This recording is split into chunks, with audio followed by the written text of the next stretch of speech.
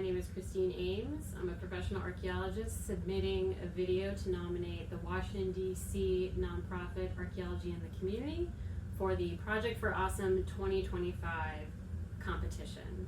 Project for Awesome highlights impactful charities and nonprofits, and Archaeology in the Community is a small organization with a mighty impact. Archaeology in the Community makes archaeology accessible to students, educators, and the professional network through hands-on activities, virtual programming, and open access curricula. Archaeology in the Community teaches method and theory. For example, how do we know the age of what we are excavating? Law of superposition. That which is below is older than that which is above. For example, garbology. Are you able to identify and learn something about an individual from the trash that they leave behind? What they ate, what they used, broken, complete. How do you set up an archaeological survey? What are the tools of our trade? How do you employ STEM in doing that? Archaeology is a science. We use a scientific method to set up a hypothesis, then to test that hypothesis. What survey will enable you to make that happen?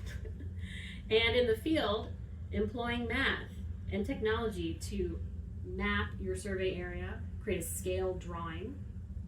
These are the skill sets and critical thinking skills that we use in the field.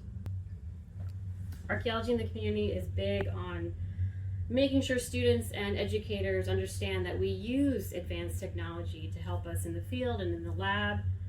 Archaeology in the Community has lesson plans on teaching ArcGIS to students, mapping your site, mapping the landscape, recreating a historic landscape to understand what information you're learning.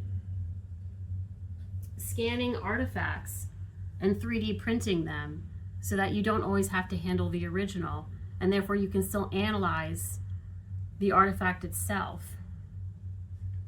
In 2024, Archaeology in the Community had a huge year. They established the DC Archaeology Month for the month of June, the first ever. They had their highest number of festival goers for the Day of Archaeology Festival, around 500, which gathers area professional archaeologists to come and teach residents and families on archaeology and their research and their findings.